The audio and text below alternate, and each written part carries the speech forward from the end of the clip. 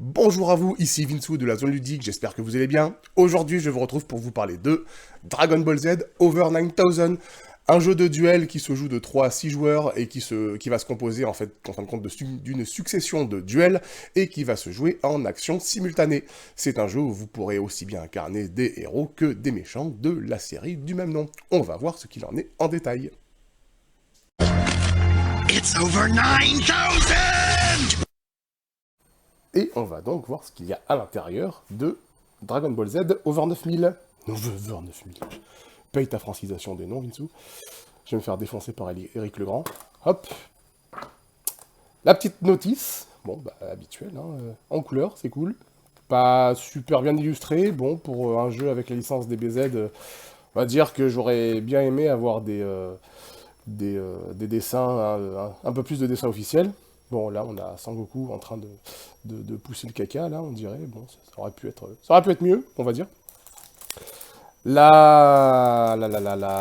Les fiches de perso. Hop. Donc, chaque joueur va pouvoir incarner un perso de DBZ. C'est un jeu qui se joue de 3 à 6, hein, donc on a pas mal de persos, on a un choix de pas mal de persos, mine de rien. 1, 2, 3, 4, 5, 6, 7, 8, 9, 10, 11, 12. C'est pas mal. Donc, vous allez vous répartir vos persos, et vous allez surtout tous vous les répartir sur la face normale. Alors, on va déjà tous les mettre dans le bon sens, car vous avez deux faces de perso, et, oulala, c'est le bordel. Tac, tac, hop, hop, et hop. On y arrive. Donc vous allez commencer par incarner Majin Buu, Krillin, Cell, Gohan, Goten, Vegeta, Piccolo, Trunk du futur, Freezer, C18, Petit Trunk, et bien sûr Goku. Vous vous répartissez les persos, donc tac, tac. Mettons qu'on joue à 4, la répartition se fait ainsi. Vous avez un petit paquet de cartes que j'arrive pas à prendre. Voilà. Un petit paquet de cartes qui va vous servir d'aide-mémoire sur l'utilisation des jetons et des jetons, des coups spéciaux. Donc, un chacun. Et vous allez avoir un gros tas de jetons qui va correspondre au cœur du jeu. Hop. Le tas de jetons, vous allez... Hop. Viens ici, toi. Vous allez vous le mettre au milieu de la table, tous face cachée. Alors déjà, vous allez tous les joueurs vont récupérer un jeton détecteur de puissance qui va servir à vous faire augmenter de puissance à chaque fois que vous allez réussir un coup. Donc, hop, chaque joueur se met son petit jeton sur le niveau 0. Les autres jetons dégagent. Pour ce qui est des jetons, vous en avez plusieurs différents. Vous avez des jetons de concentration, vous avez des coups de poing, vous avez des vagues d'énergie, vous avez des pouvoirs de niveau 2, des pouvoirs de niveau 1, des coups de pied, et un dernier que j'espère pas trouver avant la fin, voilà, des blocages. Donc c'est un jeu qui se joue en action simultanée. Déjà, vous allez retourner tous les jetons. Hop. Bon, on va dire que tout est retourné. Hop. Bon, pour le coup, il n'y en a plus beaucoup. Pam, pam, pam, pam, pam. Vous allez tout mélanger ça. Et chaque joueur va en prendre 6 au hasard. Donc, mettons que je prenne ces 6-là. Je vais la regarder. Et je vais faire plusieurs choses. Déjà, si la pioche ne me convient pas, 1, 2, 3, 4, 5, 6, c'est bien ça. Si la pioche ne me convient pas, je peux tout dégager et en reprendre 6.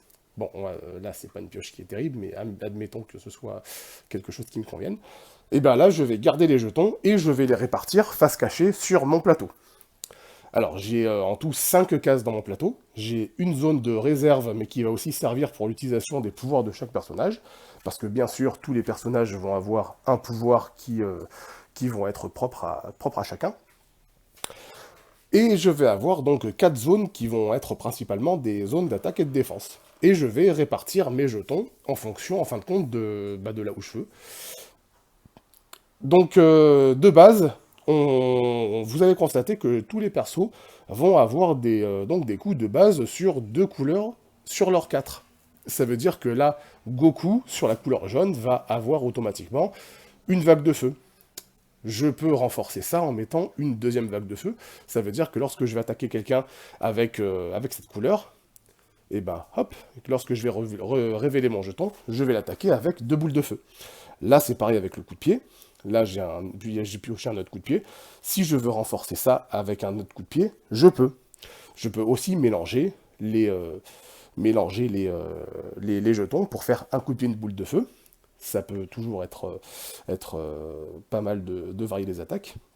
Je peux aussi faire une feinte avec un coup de pied et un blocage. Donc, mettons que là, je vais mettre tac, tac, hop, hop. Et là, il me reste 2 jetons. Un jeton de pouvoir niveau 2 et un jeton de pouvoir niveau 1. Bah forcément, je suis niveau 1, donc je vais me débarrasser du... On se débarrasse du jeton qu'on n'utilise pas. Donc le jeton de niveau 1, je vais le mettre dans sa zone de pouvoir. Si je l'avais mis dans sa zone-là en tant que réserve, par exemple, si ça avait été ce jeton-là, eh bien, au tour suivant, je l'aurais gardé, j'aurais gagné de base et j'en aurais pris plus que 5. Bon, pour le coup, là, non, c'est mon pouvoir de niveau 1 ou qu'il faut que j'active avec une boule de cristal de niveau 1, donc c'est très bien. Le pouvoir de Goku niveau 1, c'est-à-dire le Kaioken, tous les pouvoirs sont résumés sur les cartes. Hein. Bon, c'est un jeu en anglais, donc bon, c'est pas un niveau d'anglais de fou, mais il faut un petit peu comprendre quand même. Par exemple, le Kaioken, c'est après que les jetons aient été révélés, je peux utiliser un power-up, un jeton de concentration comme un blocage.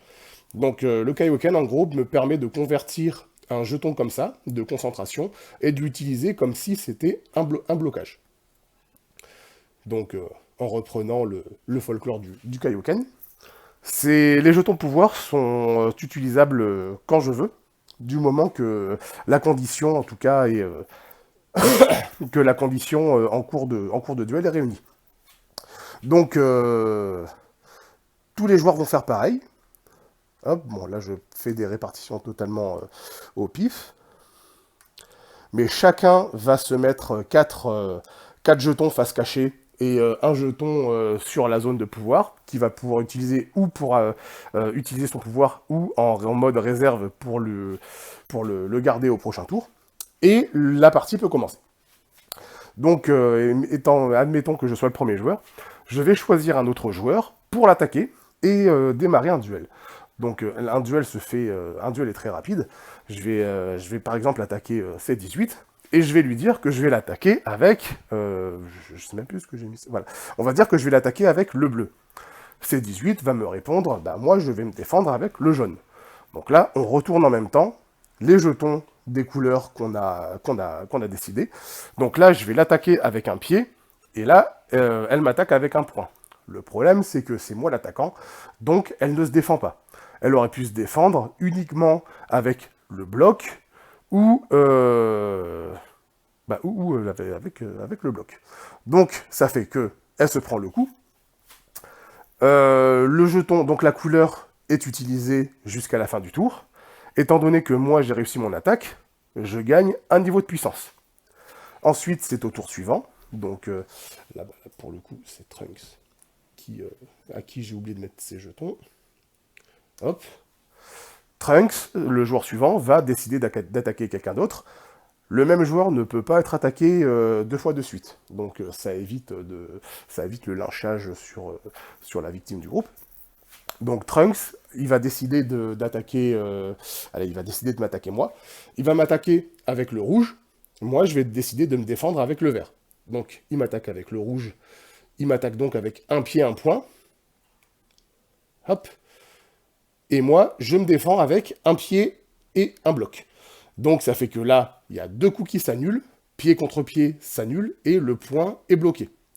Donc pour le coup, Trunks ne réussit pas son attaque, et moi par contre, j'ai réussi à esquiver donc les 2 coups. Il y a une petite feinte avec le double bloc. Donc par exemple, le double bloc, c'est comme c'est 18 à un bloc de base, hop, si là elle avait mis un double bloc, si elle avait réussi à bloquer 2 coups de cette manière, il y a le double bloc qui lui fait un petit pouvoir, c'est-à-dire que avec le coup du double bloc, ça lui fait gagner un niveau de pouvoir. Donc pour revenir à Trunks contre Goku, j'ai réussi à me défendre, mais par contre, vu que j'étais pas attaquant, je ne gagne rien. Trunks n'a pas réussi à m'attaquer, donc il ne gagne rien. C'est AC18 qui va attaquer Freezer. Donc il va attaquer avec le rouge. Freezer va se défendre avec le jaune. Et ben voilà. Là c'est pas mal en plus. Donc avec un petit peu d'imagination, on peut vraiment s'imaginer un vrai combat rapide et nerveux. Donc là c'est 18 qui saute sur Freezer avec 2 coups de poing, mais Freezer qui se défend avec 2 blocs. Et bah, comme je viens exactement de le dire, là c'est rigolo, ça tombe bien. Donc le pouvoir du 2 blocs fait gagner à Freezer un niveau de puissance. Et ainsi de suite, jusqu'à ce que tout le monde ait utilisé ses jetons. À partir de là, bah, on remet tous les jetons au milieu, on remélange tout, on en repioche 6, enfin 5, sauf si, sauf si un joueur avait utilisé un jeton en réserve. Et c'est reparti pour un tour en faisant tourner la position, enfin la place de premier joueur au joueur suivant, et ainsi de suite jusqu'à ce que la partie se termine. Alors, à force d'enchaîner les duels, donc vous allez gagner des niveaux de puissance. Lorsque vous arrivez sur 4000, vous retournez votre perso, et en gros, vous passez en mode super perso. Donc là, forcément, c'est Goku qui passe en super guerrier. Freezer va devenir Super Freezer, enfin Ultime Freezer, là, la forme ultime, la forme de petit ver de terre, là. C18, elle va être en mode un petit peu plus vénère, et Trunks, il va aussi être en super guerrier. Et ça va être ça pour tous les persos. Donc, Trunks du futur, il va être super guerrier. Piccolo, il va perdre ses vêtements, enfin ses poids plutôt. Vegeta, forcément. Goten. Gohan, il va être aussi super Saiyaman là. Cell, il va devenir Perfect Cell. Krillin, Krillin, le pauvre. Krillin va rester Krillin. Majin Buu va rester... Majin Buu va devenir Kid Buu. Donc, c'est poursuivre tout ça, ça va suivre un petit peu l'évolution logique des persos. Et vous allez aussi avoir tous les personnages, tous les pouvoirs qui vont aussi évoluer en fonction des persos.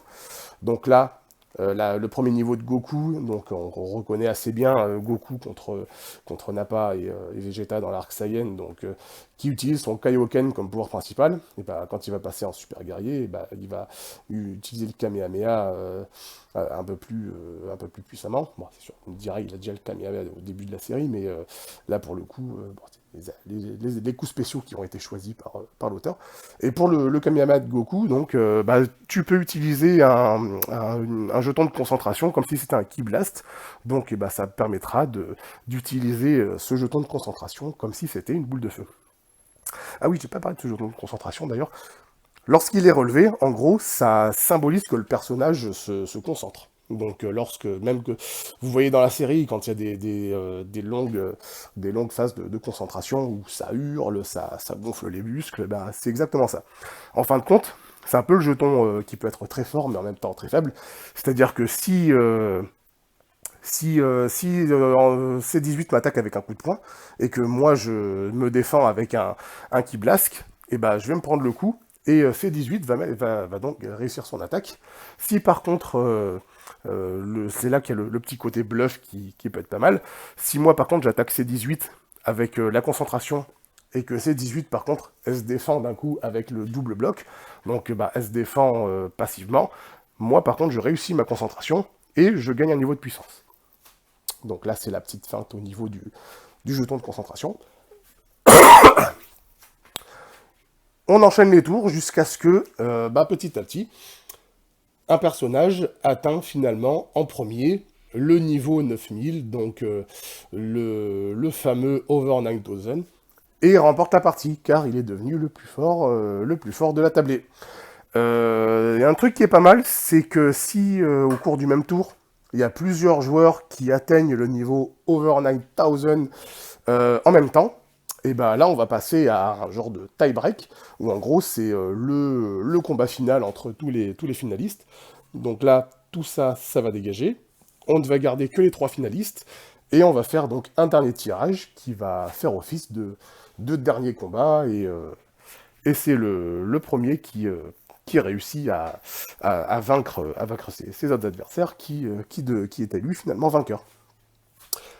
Bon bah voilà, Dragon Ball Z Over 9000, jeu américain qui risque, je pense, pas de sortir en France.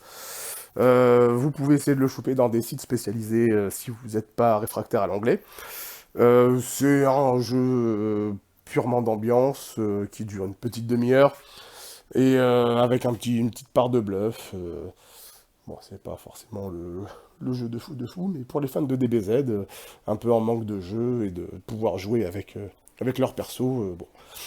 Pour le temps d'une petite soirée, pour l'ouverture de soirée, c'est un jeu qui fait quand même bien le taf entre fans de la série. Bon bah voilà, c'était Dragon Ball Z Over 9000, j'espère que cette petite vidéo vous a plu. N'hésitez pas à me dire ce que vous en avez pensé dans les commentaires. Amusez-vous bien et à très bientôt pour une prochaine vidéo. Ciao ciao.